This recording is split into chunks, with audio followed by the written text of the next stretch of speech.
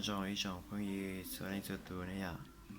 那กูอยากข้าเราคุยจ้องเขาท้ายนะเป้จะได้ไม่ต้องเกลียดเช่จ้องเขาท้ายบอลลูนเบย์ว่าแต่ไอมีเหตุผลป้า subscribe ที่กดไลค์กดแชร์ด้วยที่จะจงดีจะหล่อเป็นน้องเกลียดนะ呀หักที่เจ้าให้มามันมีค่าสำหรับตัวไอบอกเคยสิทำร้ายมันอายนี่แค่เพียงเจียมตัวก่อนทวนหัวสิมา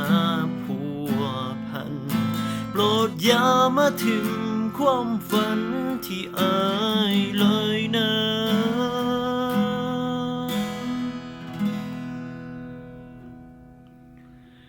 บ่เคยให้ใจกับใครทั้งหัวใจก็มีแต่เจ้าผู้แสบผู้สาวบ่เคยสิหัวซาแต่ต้องยอมรับความเป็นจริงเพื่อผู้หญิงที่อายเห็นค่าให้คนใหม่ที่เขาเข้ามาดูแลให้ดี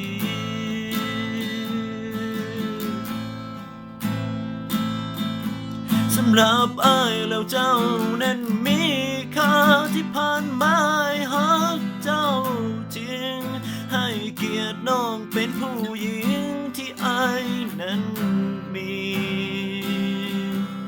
อยากเอ่ยปากเรียกเธอว่าแฟนเดินควงแขนสักครั้งก็ยังดี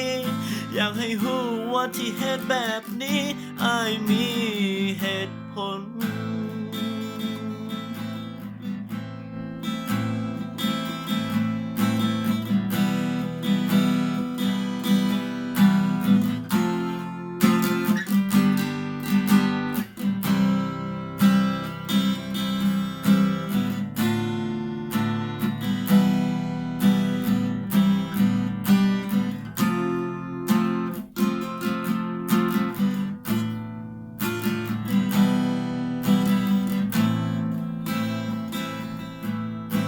ว่าเคยให้ใจ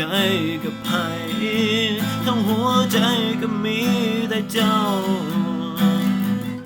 ผู้แสบผู้สาวบ่เคยสิหัวซาแต่ต้องยอมรับความเป็นจริงเพื่อผู้หญิงที่อายเห็นค่า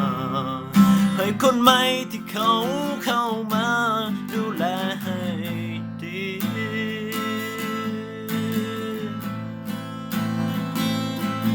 สำหรับอายแล้วเจ้านั้นมี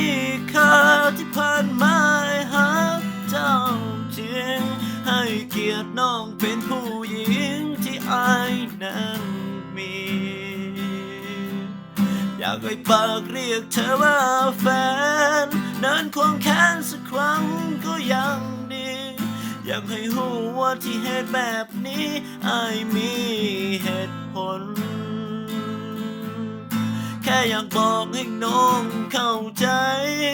อายบ่เคยพบใครหลายคนมีแต่เจ้าผู้เดียวหน้ามนต์ซื่อใจอายเด้ออายฮักเจ้าบ่ได้อีหลีทั้งที่ใจนั้นมีแต่เธอยังหวังดีกับน้องเสมอบ่เคยเปลี่ยนใจยังหวังดีกับน้องเสมอบ่เคยรักใคร